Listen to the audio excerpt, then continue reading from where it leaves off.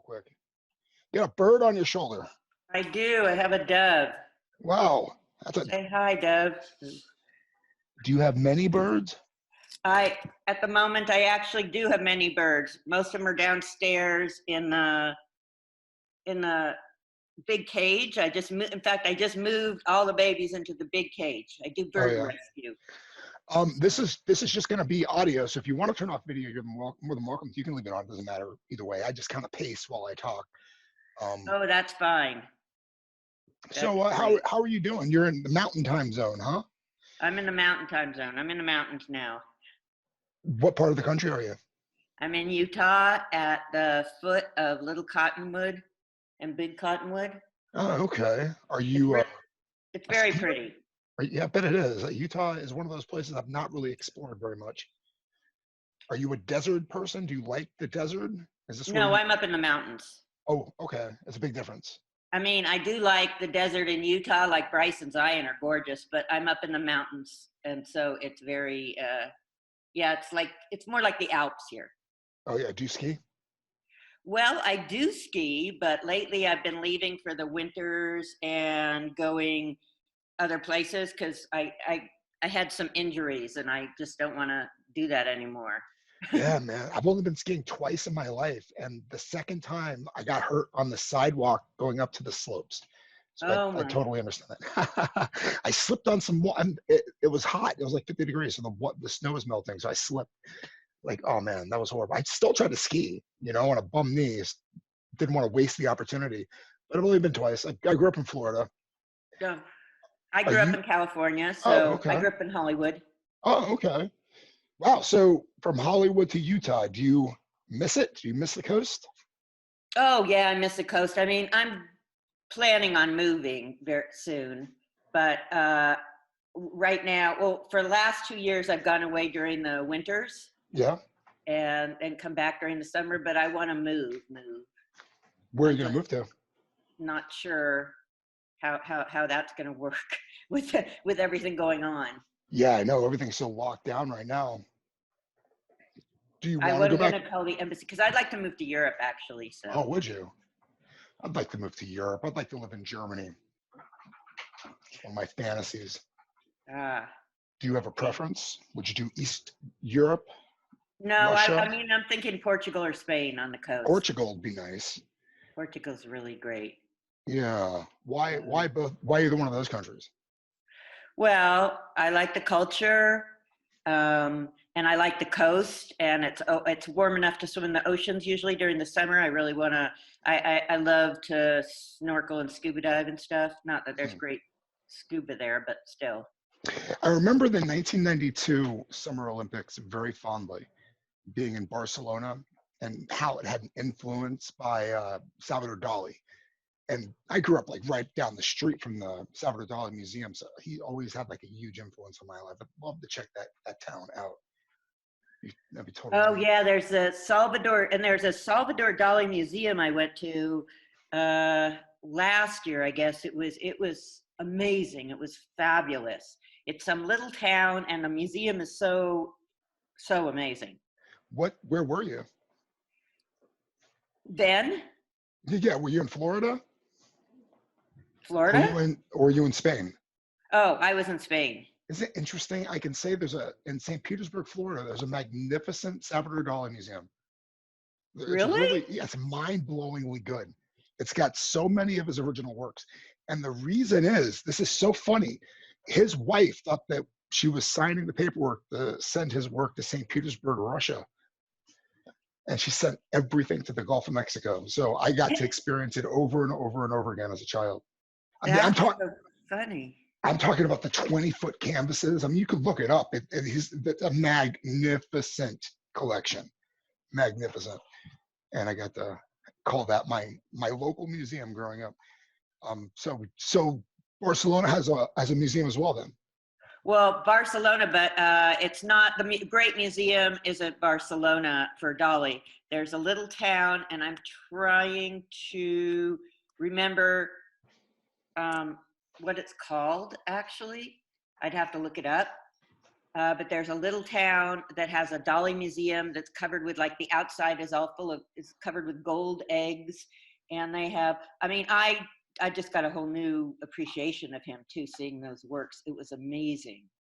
Do you get a lot of influence from his art? Is that the culture that you're talking about that you would like to appreciate in Spain, or is Oh, there I something? just like the way, I mean, I like European culture better. People just, like, you'll go somewhere and people just be hanging out and chatting, and it's this feeling of, uh, you know, camaraderie, I guess, that I mean, where people aren't in your business and they're not like judging you or watching you, but they're friendly and they're there and they're sort of, it just doesn't happen like that here.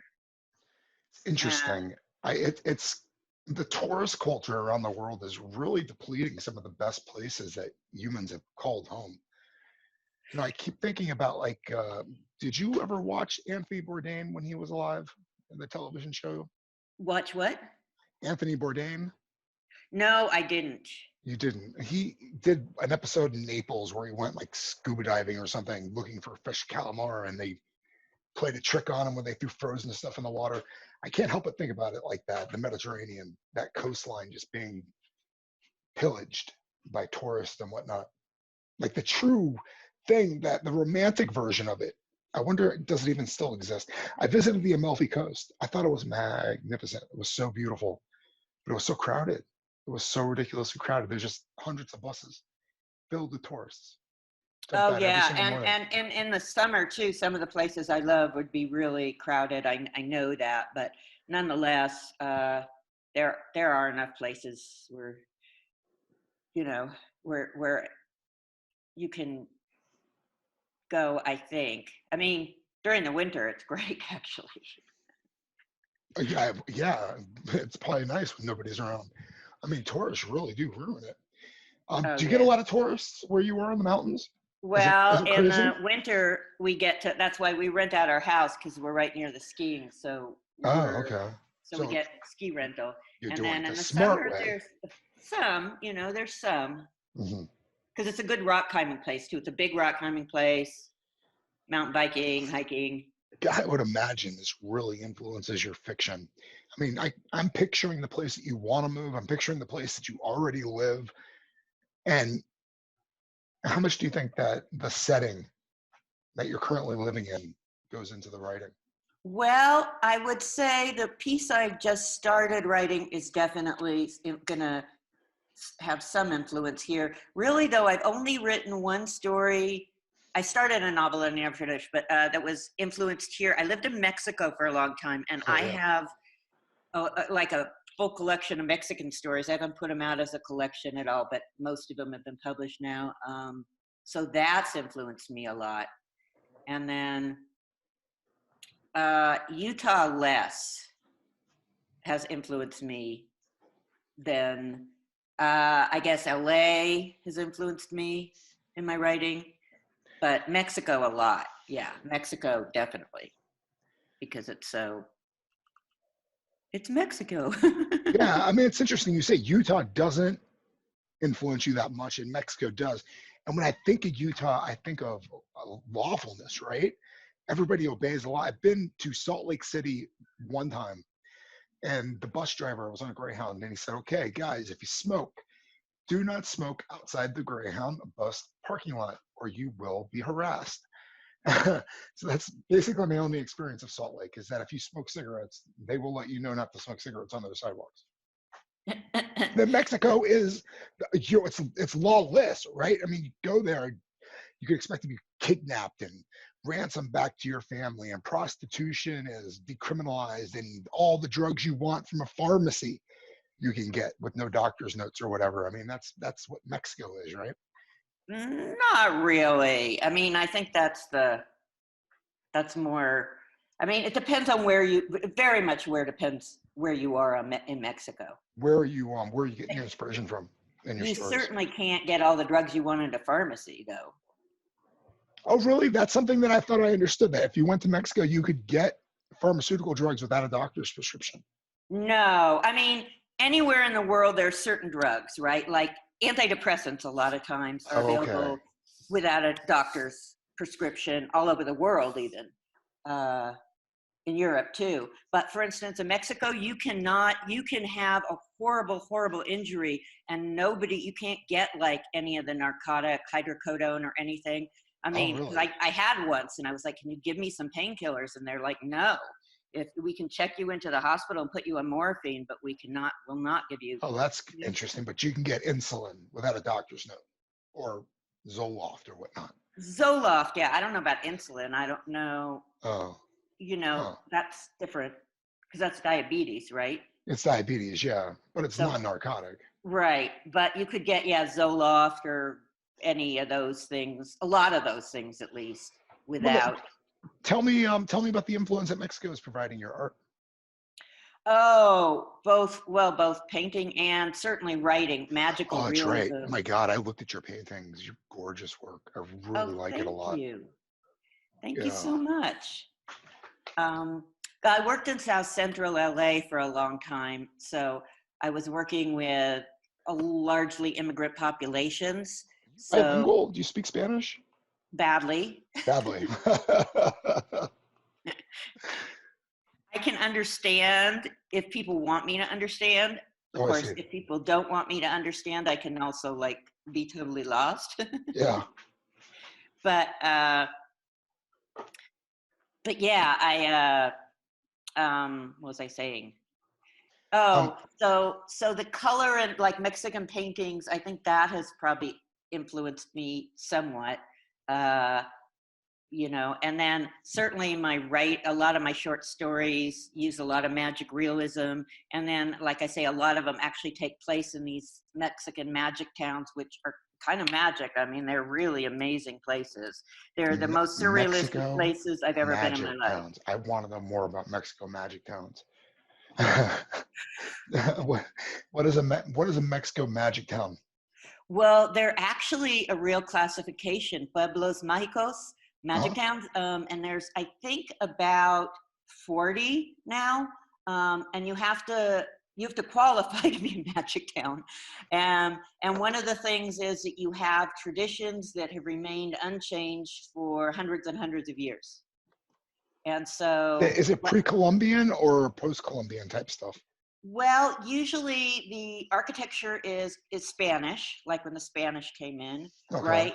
But then, like in the town I lived in, for example, San Miguel de Allende, they had ceremonies where the Indians would come down in these amazing costumes, like the kind you'd see in a movie or a recreation, jaguar heads and feathers, and they will dance literally for about 4 days straight in the main square, and then they offer all their jaguar heads and everything to Christ. Christ. That worked out so well for them in the past. Right. I think it's so fascinating, really, honestly. If you look at the Native American tribes in the North American regions, Canada especially, they got decimated. They got destroyed by the colonialism, right? Yeah. I think in Mexico and South, the Native American populations were able to flourish a little bit. Like there was lots of different tribes, and the ones that got conquered, they definitely got conquered. But the ones that didn't, they kind of existed, didn't they? And you see this kind of, oh, do you want me to have my sacrifices to this Christ guy? Okay, I'll do that for you. No problem at all. Just leave me alone. It's just really fast. You see it in the people there. It's just interesting. Yeah, it is really interesting. The different, all the different, and the mix, because they've mixed it all up. So it's Catholicism mixed with all these different religions, and yeah, and it's kind of like I say, it's magic. It's kind of. Right. But what kind of magic are we talking about here? Are we talking about spiritual magic? Are we talking about an actual physical magic thing that you're observing? Well, I don't know. Weird stuff happens in magic towns. Like you're thinking of somebody and they walk around the corner. It just stuff happens all the time like that there. No shit. It's just very, very, yeah. It's like everyone comes and they go, "Oh, it really is kind of magic here, isn't it?" And you're like, "Yeah, it's an interesting place." Is this something that you experienced on accident? Or had you happened upon this through research and said, I've got to go check it out? No, actually, oh gosh, I had a lot of connection with San Miguel de Allende. My parents had been there years ago, and one of my sisters studied there. And then a woman who ran a summer camp in Bosnia that I worked in. Bosnia. Yeah, that was about 2002. And I worked in a summer camp for refugees and orphans. And then she, the woman who had ran the camp, moved to San Miguel de Allende, and she was getting married there and invited me. And the guy I was dating at the time was doing a one-man show there and said, "Oh, come and hang out." And so I was like, all right. And then I was just like, oh, wow, this is really amazing. And it was, and I almost always go there for Day of the Dead now because I Day paint of the Dead faces. And is November 1st. It's usually November 1st and 2nd. Yeah, the first day, the dead children come back, and then the second day, the dead adults come back. Paint faces in Mexico for Day of the Dead. What? You said you paint faces in Mexico for Day of the Dead? Yeah, it's super fun. I love it. That's so cool. I almost went to Mexico. So I really want to go bad, but I'm being scared off by the media. Is it as bad as they say it is? Should I be careful, or can I go and enjoy? It's so not, it depends. I mean, you want to check out the place where you're going. And like right now, certainly you wouldn't want to go to Mexico City because Corona's being messy. But generally, I mean, I've been to Mexico City a number of times in the past years. It is not, I mean, there are places you don't want to go that you can, like if you research and you look and you say, oh, this place, a few years ago, where was it? It was a really nice town, but there was a lot of drug stuff. So you want to avoid certain places, yeah, you need to avoid the drugs, the cartels. But basically, no, you're fine going to Mexico. I mean, there's certain places, like you're like, oh, you won't want to drive at night, out into the cut, though I have done it. And everybody's called, like, you guys are crazy. Don't be driving at night. But we were fine. But basically, no, it's just scare, I think. Yeah. I mean, Mexico City is usually just fine. God, man, I'm surprised that's not one of those magical places, Mexico City. I mean, it could be. I mean, there's a lot of stuff. It's just so big and crowded, and I guess I tend to like the littler places better. I mean, when I heard that it's a volcano with a lake on top of it, with a city built on top of the lake, it's just like interesting. It just doesn't stop being interesting. Oh no, and Mexico and some of the little towns, well, like San Miguel, I mean, it's so gorgeous and really, really cool. I mean, it's not as wonderful as it used to be. It's getting more dangerous, but I still think it's pretty great. Do you write fantasy yourself when you write? Are you writing a fantasy, or what would you call the work that you do in your writing? Oh man, well, sometimes it's science fiction. Science fiction. Mostly it's science fantasy, I would say. Some magical realism. I mean, I usually, like, if you read my stuff and there's ever any biology in there, it's real. That's always going to be like real biology. It's never going to be like, oh, this animal doesn't do that. So there's. You said science fantasy. So, I mean, I'm really fascinated by the idea of these magic towns. Does the fantasy kind of come from that? I think a lot of it does. Let's see. I mean, that certainly did influence my work a lot because there's a element, and people have said, I forget, somebody once said to me in an interview, they said, you're talking about science, but you're talking about it like magic. And I'm like, I think it is kind of magic. Man, it depends who you're talking to, right? It is magic. Science is like this thing, buzzwords. How does gravity work? How does a magnet work? I mean, does somebody or how does a plant, make its own oh my God, forget about it. Food, or how come, I mean, underwater. Actually, there are plants that get like eaten by insects and they put out pheromones calling for other insects to come eat the insects that are eating them. That's what I love about science is really you can write it in a way where anything can happen. I mean, you don't have to follow the rules per se. You just have to be logical in the way that you describe things. Because there's going to be people like Neil deGrasse Tyson out there debunking you anyway, and you're not a scientist. What is your background? Where do you come from? Are you an artist in background, or are you a scientist Well, in your kind of education? both. I was a dancer when I was really young, and then I got into theater and comedy. What's really young? 20s? Well, I was dancing when I was in my teens. Well, I mean, that's some soul stuff right there. I don't think you can get rid of that. Once you learn how to twist your body in ways that hurt, I think you kind of understand your frailty, right? You understand what you can accomplish if you work hard. You understand what it feels like to break, right? Exactly. Yeah. I mean, that was me in athletics. I understand what it feels like to break. I think that's a part of the human condition. If you can break and not die, you have a long life ahead of you because you don't want to break anymore.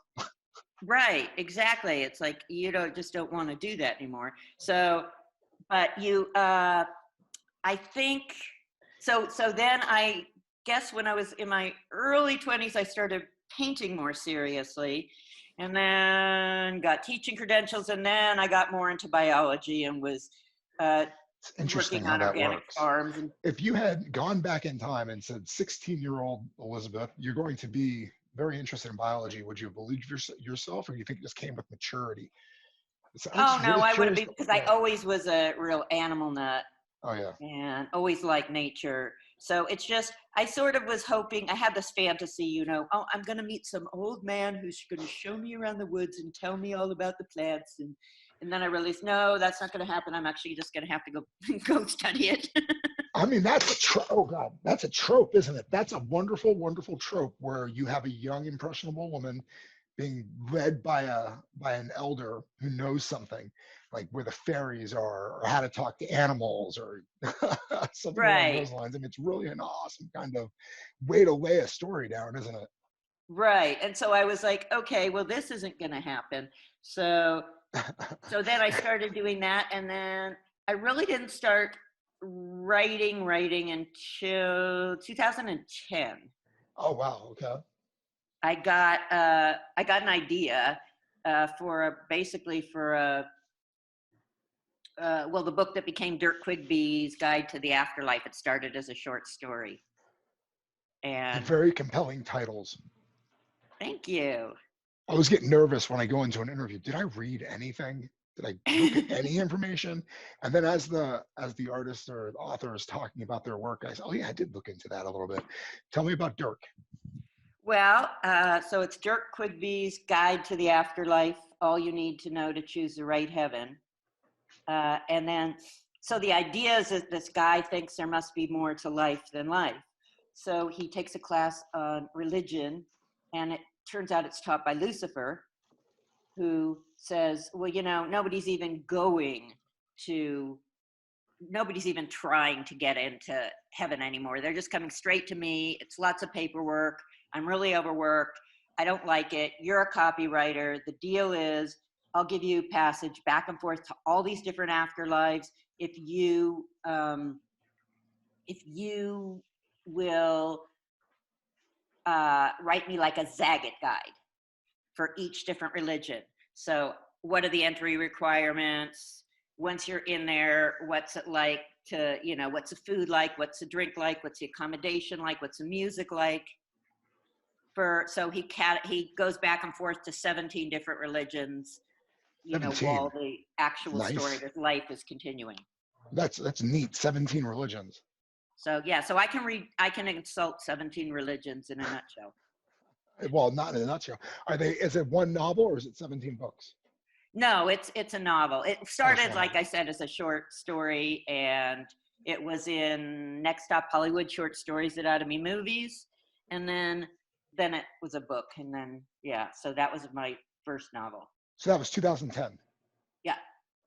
And is it an ongoing series that you're working on? I thought I saw other titles with Dirk in the name, or was I mistaken? Well, no, there have been a couple of excuse me editions of the book out, and then there are also a couple of audio versions, like there's one of a short story and there's one of the full book. So I there's some see. abridged, so it might be. And I started doing a video series, but my friend helped me with this first one and then stopped helping me. And I was like, Oh, I don't think I want to bother trying to figure out how to edit all this, so I didn't do any more. Yeah, that's why I bother trying to figure out how to edit all that stuff. I don't want people to drop out on me after I've started a project, right? I mean, I just can't stand it. There's so much to it.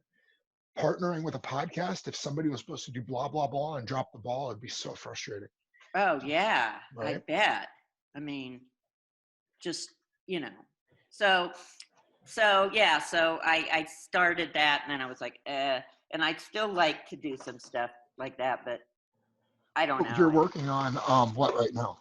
Still more dirt? Well, I just finished. What was interesting? So I left in December for Portugal, Oh, and then I was there, and then I spent Christmas in Morocco oh, with God friends. almighty. These are really awesome travel destinations. And right before COVID too, right? So you really lucked out in a way. Well, yeah. Well, I'm pretty sure when I got back after Marrakesh, I went back to Portugal, and I'm pretty sure I'm 99.9% I had COVID because I was, yeah. What'd you feel So, like? and then I left Spain, and they closed the airports 2 days after I left. I got into St. Martin, and they closed the airport a day after I left, and I went to Saba, this little Caribbean island that was very remote, and then I got stranded there for a while. So I've only been back a little while. Why did I start saying that? You mentioned something. Oh, what am I working on right now? What are you working on right now? And so I wrote so I basically, interestingly enough, I don't know why, but I just finished a Gothic story, a pretty long short story, like 10,000 words. What's your definition of Gothic? This is like a Turn of the Screw is Gothic. Okay. So it's, it has the old Moorish house, the old house on the coast, and this woman finds witch pits that are still in use, which actually I just researched it. It's true. There are these witch pits that are still in use today, which is kind of interesting. What's a witch pit? What's a witch pit?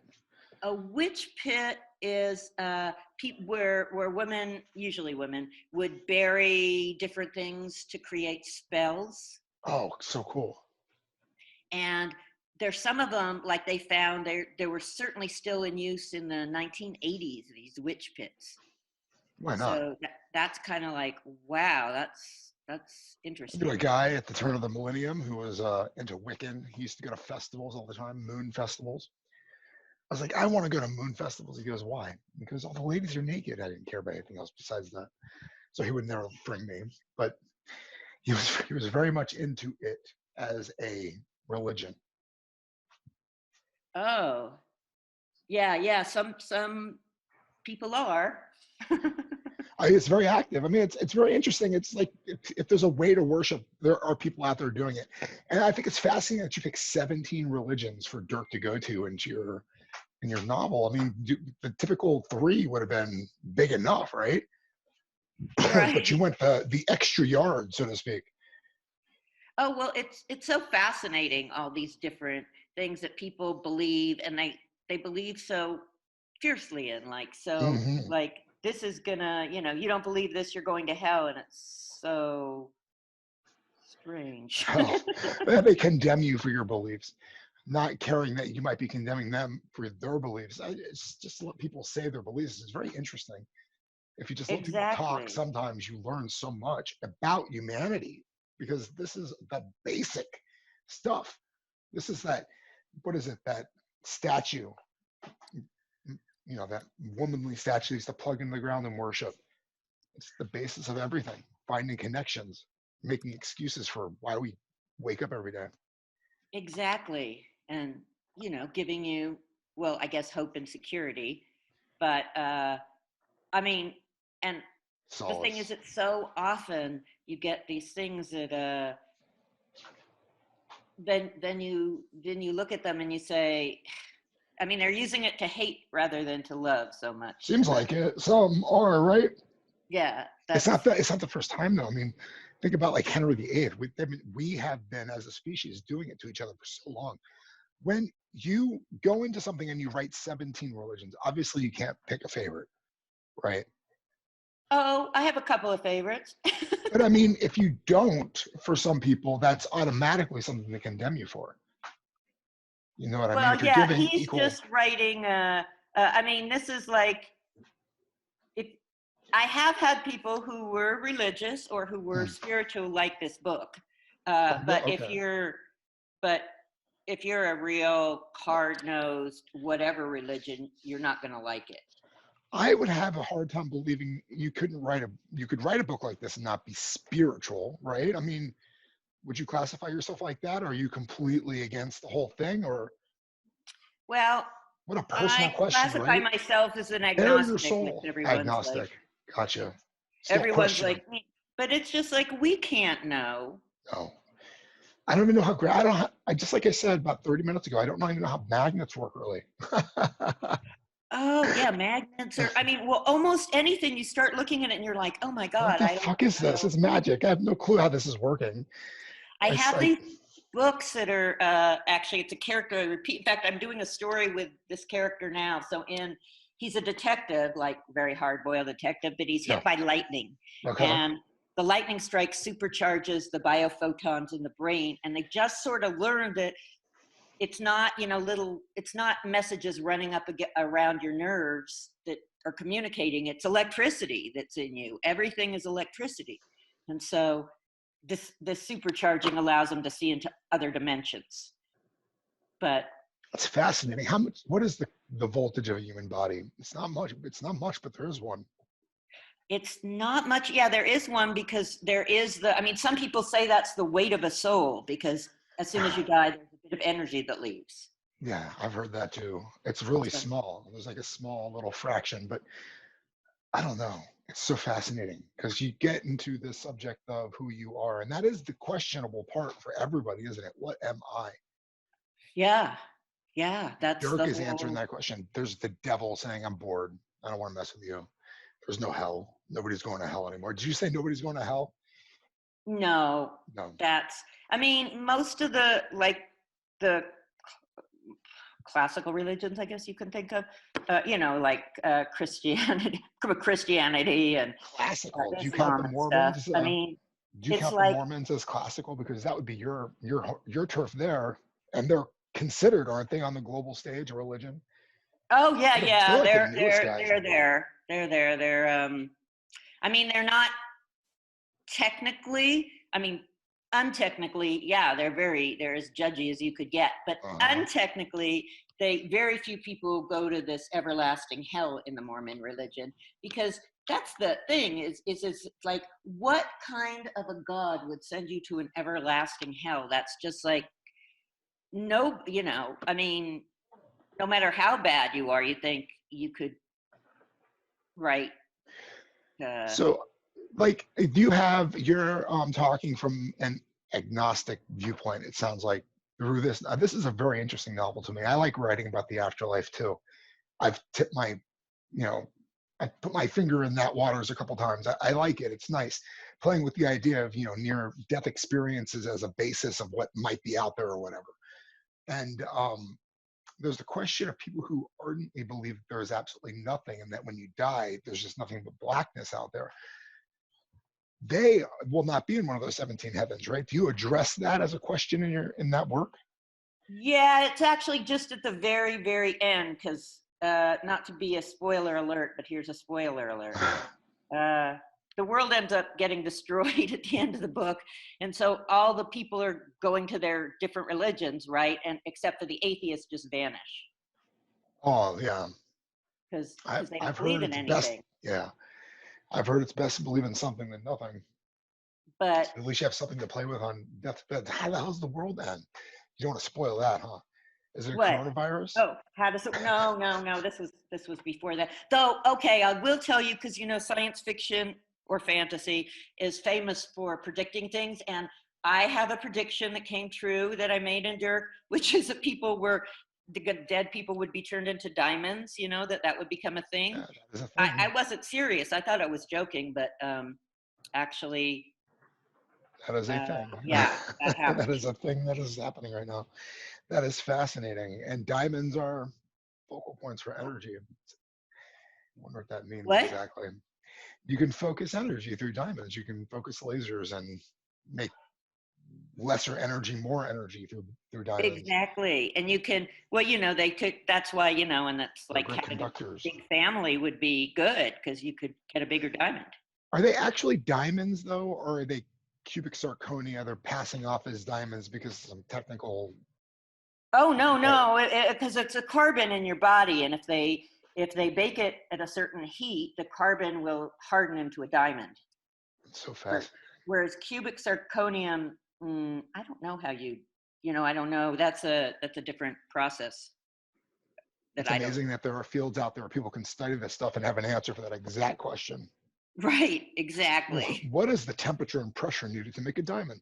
Well, and then they'll give you something and it'll be in some number that you won't even know. Like they'll use kelvins or whatever unit you use for pressure, and you'll still be as mystified. Like, oh. I know a lot of explanations leave you as questioning as before. I think that's the best part about being a writer, though, or an artist in general, just that you get to be curious.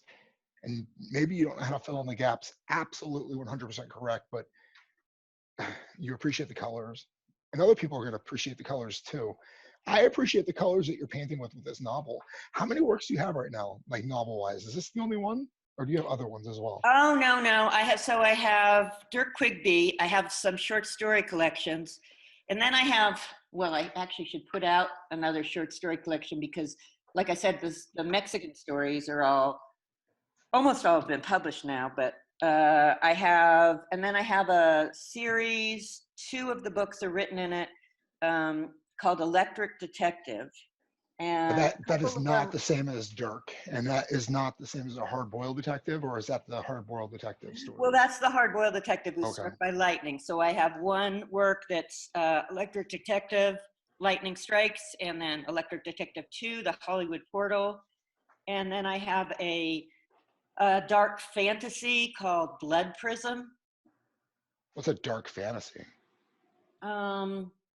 Well, it deals with, it's kind of an alternate San Francisco where good stuff. And I deal with a lot of old gods and monsters. Oh, that's awesome stuff. I like that. Like American Gods type situation. Very, very American Gods type situation. Yeah, I like that a lot. God, there's a guy who writes about a wizard and like an alternate Chicago environment where you have monsters and normal people. Oh, right. God, what's his name now? I'm blanking on his name. I know what you mean. I can't think of it right now. Yeah, I mean, either I can picture him. I can picture these novels. Right. But they're not great. And the first couple are okay, but then I just love the character. I love the idea of that kind of thing. I like the character better than the novels myself, but yeah. Don't put that in, probably. I try and avoid saying things like that, actually. But yeah, not my. I love the idea, and so mine is a lot more. It's a lot less, I guess, tongue in cheek. Those. Gotcha. He's a snide character, but those are more serious. And then I have a kid's book out about a little girl who is locked in a zoo, and she lets the birds out, and they reward her by putting a little feather in her finger that allows her to manipulate people's dreams. Oh, that's neat too. Thank you. You have a very sharp imagination. Yeah, I have imagination. I was like, I forget somebody was telling me, and I was like, yeah, the one thing no one's ever said to me is you need more imagination. Well, let me ask you though, because it does sound like you're indie publishing some stuff, the collections and your audiobooks as well. Are you producing that on your own, or are you outsourcing it? Oh, I'd like to produce it because I actually just recorded on my computer a couple of short stories, and I sent them into a podcast competition, and I won. I won first place, and I longlisted. So I really like reading my own stuff, but I don't have the editing stuff. So usually, like when I do something on Audible, I will just work with a audio artist and we'll split the royalties, basically. I'm thinking that might be an interesting thing to get into. I recorded a story today, actually. A quick 200-word story and just read it out loud and put a beginning and an end on it. Just see what it would feel like. I'm not sure what to do with it.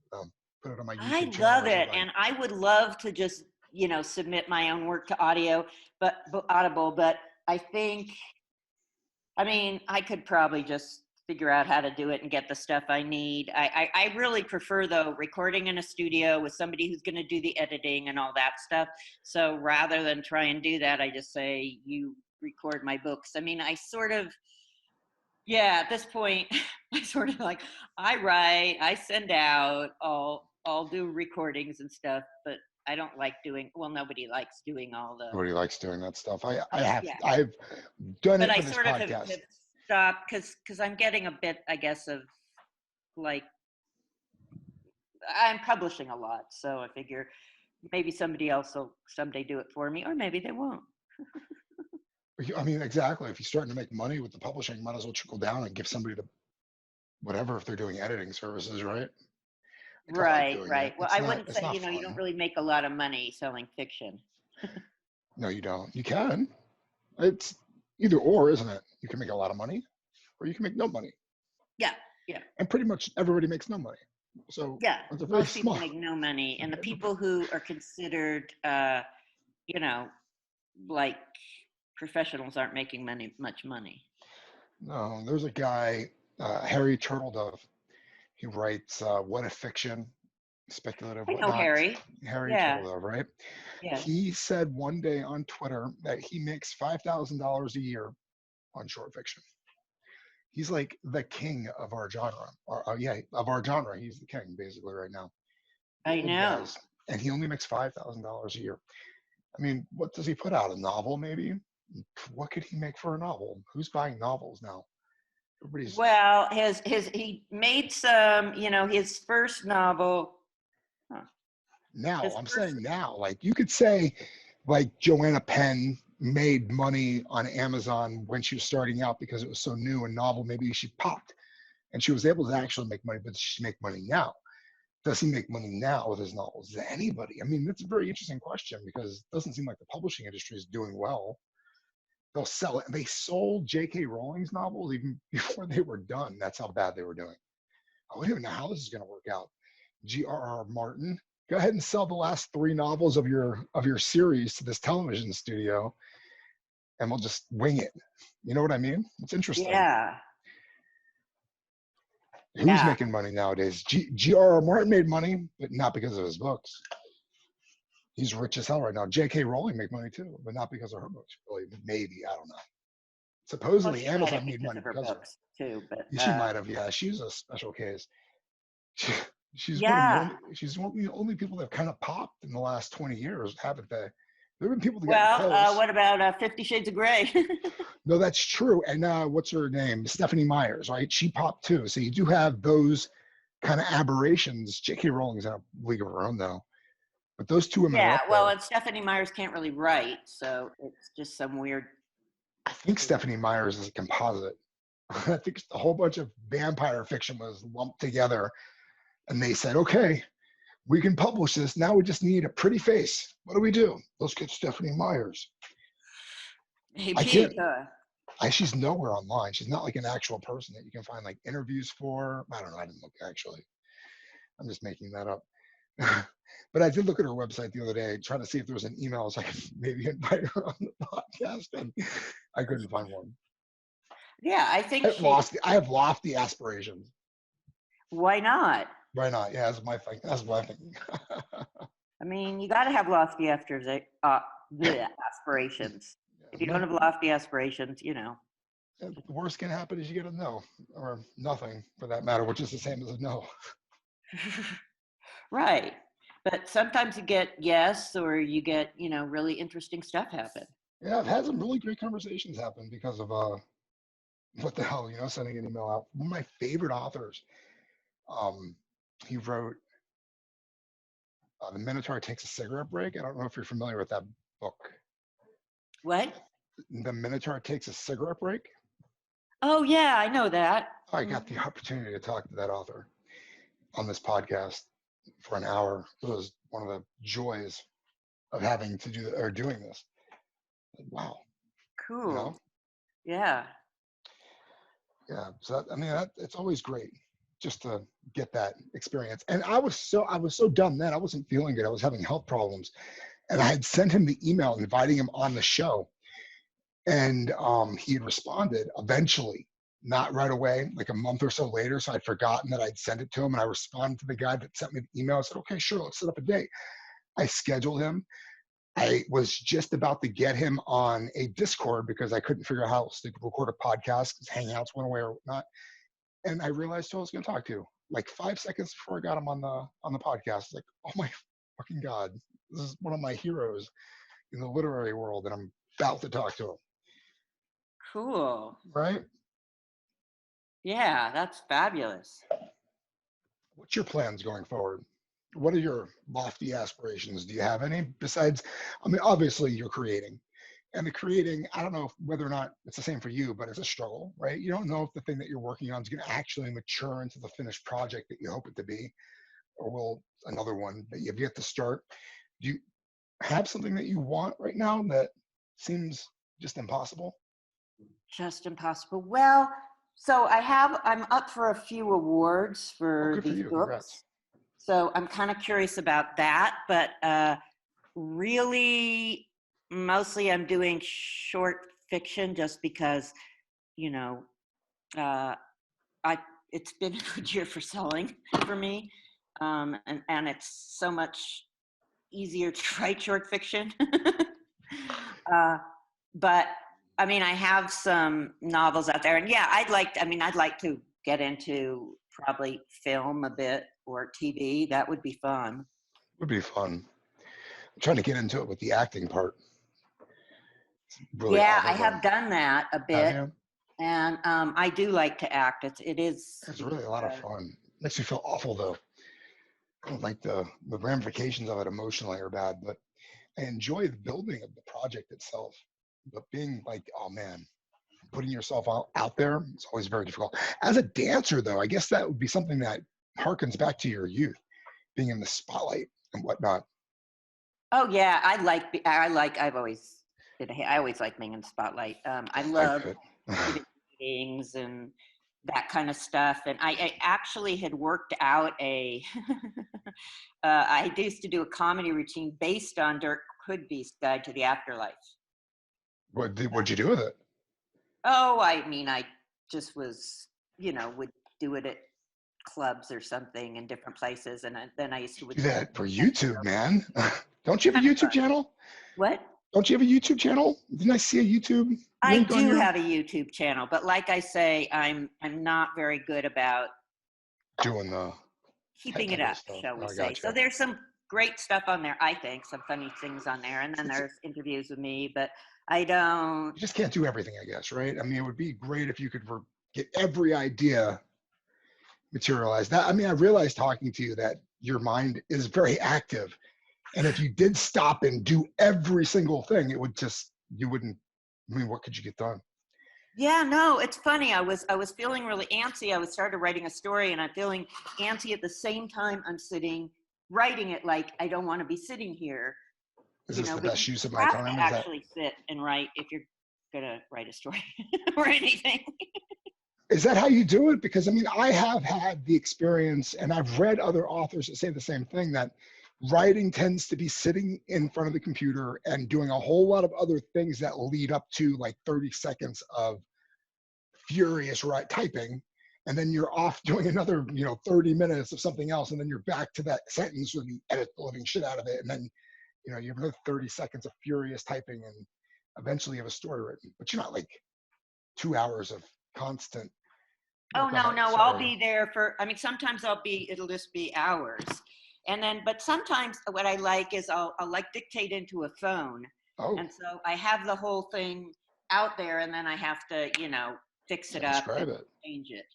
But, does it transcribe it into Word and to a text document, or does you just take and transcribe it? I dictate into my notes. Oh, interesting. But you really have to watch, because sometimes your phone will change. In fact, I have a story about a phone that changes, all the text and eventually gets a guy killed, because, you'll dictate something into your phone, and if you don't look at it and make sure it says what you thought it said, because, I've tried to write like that, and it doesn't. It's just so it does do that. It misunderstands me, or it won't put punctuation in the way I want it to do, and it just is muddled. It's the same as when I text really fast. Yeah, it can be hard, but I mean, that's my favorite way to write, really, Oh, because then I can interesting. be wandering around or something too, you know? I don't think I could do it. So you would write in public and just dictate it into your phone if you could? Yeah, I like that. But well, I would have to go back then, and because a lot of times I'll like the story I'm writing now, especially certain certain things, uh, will like I'll look for things for um, inspiration, like I'll look up other lines from other writers, and it gets my brain working in that way. I mean, I at least for me it does. Or I else can even I'll imagine Hemingway back in the day. The only way he not wrote was Hemingway. He's not my guy, no, no. but Well, I'm just maybe saying Raymond specifically, Chandler. just a guy with a typewriter or a notebook, being Yeah, stuck there. Hemingway. Yeah, Hemingway's not my hero, but We just have so much. I'm just saying, like, in terms of what we're able to do sitting at our computer. Like, if he had an idea, he had to get off of his chair and go find the information on a library. Like, oh, right. I it know. drove, And that's drunk in a it's so bar. easy. It's like I love that. And the fact that I mean like having to type more than one draft of something, not being able to edit it would be so difficult. And frankly, I don't think if there weren't spell check, I would probably not be able to be a But you writer. would do it. I mean, you would figure it out. You would have dictionaries, and I've seen edited manuscripts. They have cut out pieces of paper from other copy on top of lines, and just everything is written on. And man, sweating bullets when they do it for the fourth time. This time I'm going to get it perfect. And the whiteout, you would have all the same kind of tools, just in different varieties. I think I've been writing the same way for hundreds and hundreds of years. Even Shakespeare had a Grammarly. It's like the scribe that knew what he was doing. Right. I remember one of my teachers used to say I was a frustrated Shakespearean because my spelling was so bizarre. Did you love it? Shakespeare and all those people back then didn't know how to spell anything. Right. I know. Anything. They just made it up. They made up our whole language over the course of misspelling it. I love it. I really do. Man, I've almost had you on the podcast for about an hour. I want you to talk about where people can find you on the internet so that they can get into your art, especially in your writing and Oh, your brain, please. because it's really interesting. Thank you. Well, my website is www.elizabetheveking.com, which is my full name. I write under E.E. King, but it's easy to remember because it's Elizabeth the Queen, Eve the first woman, and King the guy who's married to the Queen. Um, and then also my Amazon page, which would be E.E. King, has a lot of links to a lot of anthologies as well as books. And then if anybody ever wants to contact me through my website or my email, I welcome that. Like I was thrilled you wanted to talk. That was so cool. Oh, awesome. Fantastic. I know you through Chris Herron's Tall Tale TV, where I Oh, discovered your work at. oh, The title great. of the story was just so good that I kept going back to it. What is it? What The was it? Oh, Grammarian's Grimoire, I think. yeah.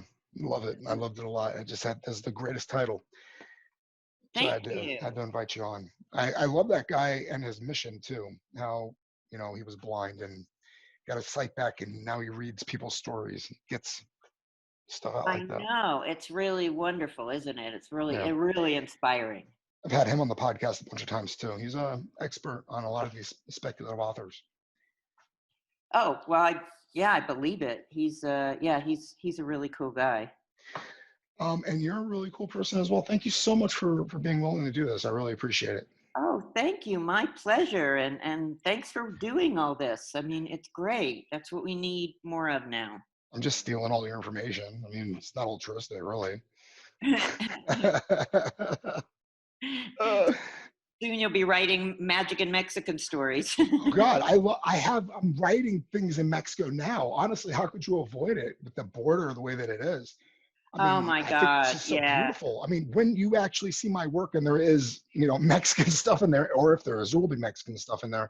Don't think I stole it from me, but I'm really in love with the Aztecian kind of theme that runs through Mexico, the Oh sacrifice yeah. thing, Mexico, like sun I say, gods and it's whatnot. probably the most surreal place I've been. Yeah, I've never been. I just think it's really amazing. I just love pre-Columbian history too, and I wish there was more of it available. Not in the imagination, but like hardcore, this is what happens stuff. Oh, well, It's all you know, the gone. It's all gone. museum and some of the museums in Mexico City, like the archaeology museum and stuff, I mean, Mm. they're the best. Um, I imagine they have to be. They have to dig so hard to find out what these people did with their own cultures and whatnot. I mean, it was so nebulous, wasn't it? It just flowed. You had tribes conquering other tribes, and they were only in power for a little while, and they got knocked out. They talk about the Spanish coming in with the plague or whatnot and killing a bunch. They didn't kill everybody. They killed everybody they contacted on the coast or whatever. But there was a lot of people in the land that survived that and got to flourish and be things. I guess it's just really fascinating. It doesn't get. Yeah. I mean, unfortunately, racism covers that stuff up. Like this culture can't be great because it's not white or whatever. You don't get to hear about this stuff in school. It just really does humanity a disservice. Oh, exactly. I know. Really, really bad disservice, I think. I felt like when I graduated high school in '95, I was completely blind, really. And I played football for 4 years and I didn't really write many papers. I mean, it just really just did me a really big disservice. I was a kid, allowed to get away with being lazy, I think. Joined the army, and I think they hoped that there was a war so I can buy bullets into my body and die so that you didn't have to worry about the lack of education I got. But college like opened my eyes and said, this is what you should have been learning all along. There's a lot of stuff. And Yeah. kids are not learning. Kids are not learning in our country every day, and they're so dumb. Oh, I know. It's really sad, but it's They also, think they're so smart and so talented. It's like, dude, what are you doing? TikTok videos are not. I don't know. I don't have TikTok. Do you have TikTok? Or do you no, do? No. Yeah, I I don't know. don't do, there's too many things to, yeah, I don't. Maybe we're getting old. Now there's too many things, right? I think the youth has taken all, and the older people are like, just okay with a couple things. Yeah, but it's like, yeah, it's just there's too much. There's too what do you call it? It's just there's too much instant stuff, and it's like everything's gotten really, really faster, except people haven't gotten faster. We're just like people were, in Roman times. We're not faster, and so I think it's really not good for our brains. Actually, I don't we're think good. We're fast at certain things. Like we're fast at coming up with judgments. We can judge on the fly with no information or any ability or skill. We just judge and ruin lives. Man, the idea of cancel culture right now is mind-boggling. Like you could destroy somebody's life because of one little tiny thing. exactly, and it's like yeah, judgment is too Not a good thing, and right? It's crazy. poisonous. It's toxic. Yeah. And that's what we do in this. Oh, look what you said. You said something stupid. Give your paycheck back. Oh my God, go be homeless in fucking Los Angeles on Skid Row. I mean, that's what you're doing to people. It just really sucks. There's a lot of people out there on Skid Row. Cancel culture isn't like how the rich people on the top getting canceled down to being regular people. It's poor people getting canceled down to. It's a weird world we live in. It's a weird, weird world. Yeah. We should all move into tent cities. That should be our rebellion. Just all move to Skid Row and make it gigantic. Make it the new city. Right. Like Burning Man. Like Burning Man, but for the homeless. Man, I gotta tell you, I know I already said goodbye, but the homeless, I don't know what it's like where you are, but it's bad right now in New York City. I don't know. I do not know if they're talking about it on the news though. No, I don't think they are much. No, it's pretty, but you do actually hear, and I don't understand, like in California, which is where I'm from, but yeah, at least it's like warm there. But here, how could you be homeless in the winter or New York? The subway, the buses, Oh, they it's camp out so on they it's they so find more sad. places, I guess. These people do not look happy. And that all that, I mean, it's out in the city right now on the streets are people shopping and homeless people. And they all look like, they sleep on the streets. Like shelters aren't taking them. I don't know. Yeah. It's an interesting world. It's exposing a lot of things, a lot of vulnerabilities about us as a people. Right. A lot of like, the whole healthcare system where it's like, right. It's frustrating. It's frustrating, right? When you get into it, because I is. know you've been talking about it to people around you too. Your significant other saying, "Oh, this is bad. What's going on? I don't understand. This is confusing." But that's the problem is we don't have any answers. We could just be, "Oh, this is awful." Yeah, we're sick as a country. Everybody has corona, like the figurative coronavirus or something. Right, exactly. So well, I think, I did some research on frogs in Puerto Rico, because there's Kittredge fungus, which is, wiping out amphibian populations. I've heard of it. And bee collapse, I mean, I feel like with all the stuff we've done to the planet, we've basically given the planet AIDS so that it isn't able to fight off things it usually fights off. We are AIDS, aren't we? We are the planet's AIDS. Yeah, we are. And so, but things that because Kittredge fungus and hive collapse, these things are not new diseases. They've been around for years and years. It's just they used to be able to fight them off because they had, a strong, what do you call it, immune system. But we've killed the planet's immune system. We're changing it anyway. I mean, I like to think, I listened to a podcast where a guy talked about the technological curve of the fix and how potentially eventually it'll meet itself through necessity. I mean, he was talking about it in a way that if the government turned on like a Manhattan style type project for climate change, maybe eventually the tech curve will meet the problem and fix it. You know what I mean? We could potentially do that.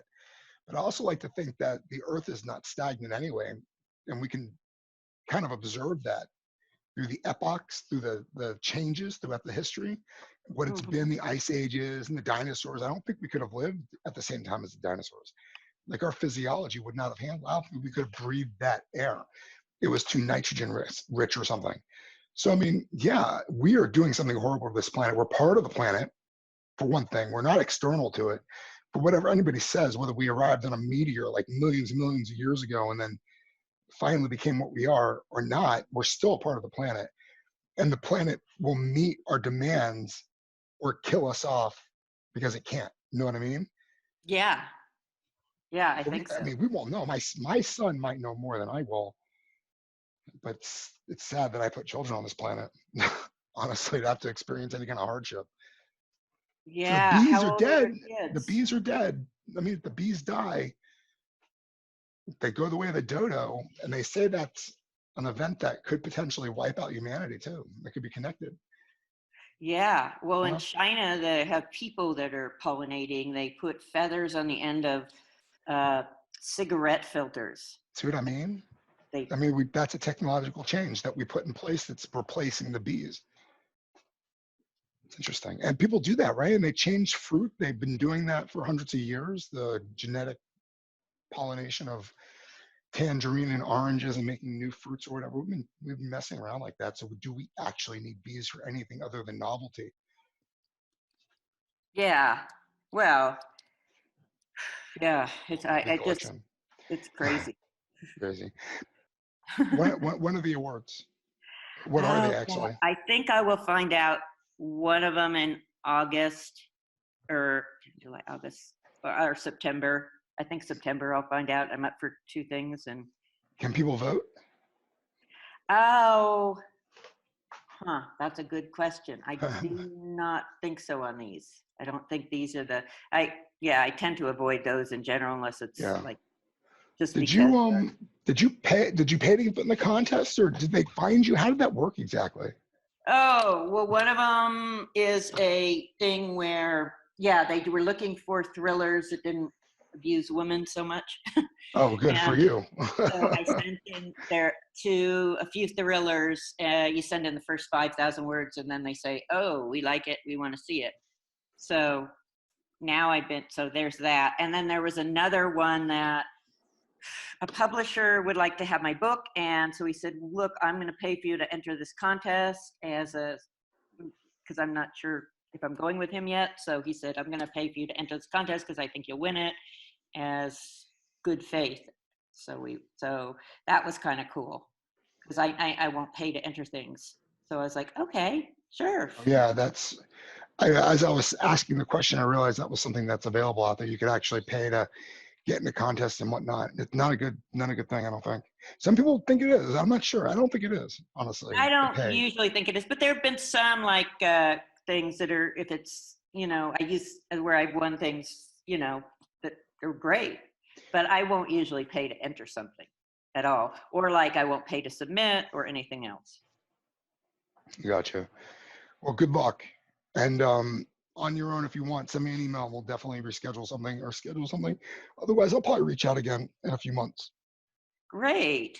Wonderful. Well, thank you so much. No problem. You have a great rest of your afternoon. You too. Bye-bye. Bye.